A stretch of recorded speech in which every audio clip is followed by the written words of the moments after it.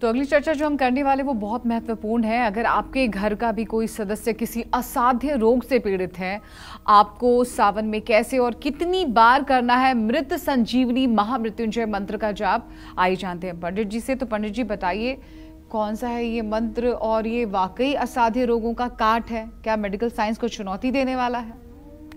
Medical science को क्या चुनौती देगा कोई, या महामृत्युंजय को मेडिकल साइंस क्या चुनौती देगी? चुनौती का यहाँ प्रश्न ही नहीं है।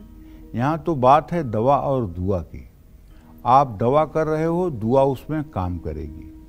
छोटी सी भी दवाई आपके लिए अमृत बन जाएगी। भगवान शिव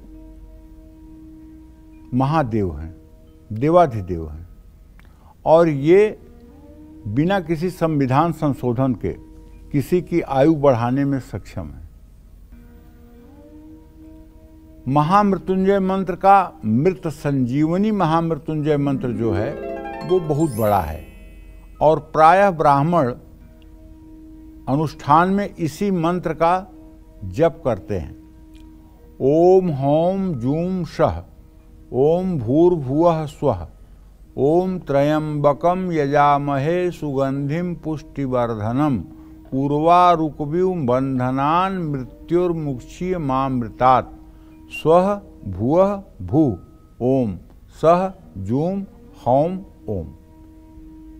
तो कहने का मतलब, जब रोग असाध्य हो जाए, कोई आशा न बचे, तब मृत संजीवनी महामृत्युंजय मंत्र का कम से कम 1,40,000 बार 11 ब्राह्मणों से 5 दिन में किसी शिवालय में या किसी पवित्र स्थान में जप कराना चाहिए।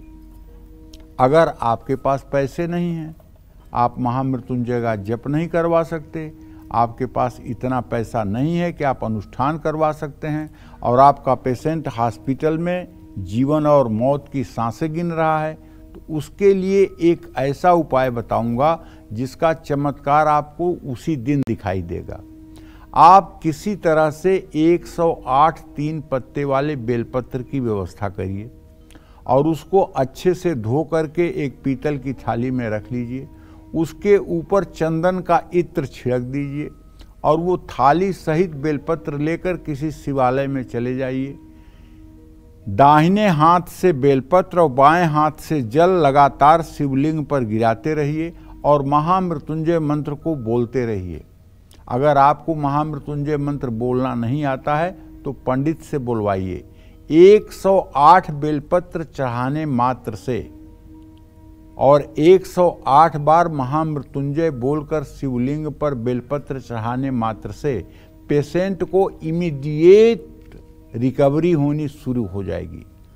और यदि बहुत ज़्यादा सीरियस है, किडनी का पेशेंट है, कैंसर का पेशेंट है, या फिर लीवर सिरोसिस की शिकायत है, या फिर पेनक्रियाज डैमेज हो गया है, या हार्ट की अब ओपन हार्ट सर्जरी होनी है, मतलब अति विकट स्थिति है जिसमें डॉक्टर भी कह देते हैं कि कुछ नहीं कहा जा सकता है, तब इस अनुष्ठान को अगर 11 दिन लगातार कर दिया जाए तो आपके रोगी को राहत मिल जाएगी। इसमें कोई दो राय नहीं है। जब भी इस मंत्र का जप करवाएं, पूरे परिवार का अनुष्ठान में, जितने परिवार घर पर हैं उनका होना जरूरी है, और हवन के समय सभी लोगों को बैठना चाहिए। हवन में जब पूर्णाहुति हो तो पूर्णाहुति में एक गरी गोले में देसी गाय का घी भर करके और उसको कलावे से बांध करके पूर्णाहुति में डाला जाता है। जहां हवन में आप उस गरी गोले को डालें तो हवन बूझने के बाद आप ध्यान रखें कि वो गरी गोला जो है हवन सामग्री में कहाँ है, और उसको धीरे से उठा करके किसी कागज में रख लें, और उसकी राख को ले जा करके रोगी के माथे पर लगा दें। मैं गारंटी के साथ कहता हूँ, ये ऐसा चमत्कार होगा जिसको आपने न कभी देखा होगा न कभी सुना होगा। जय मां विंध्यवासिनी।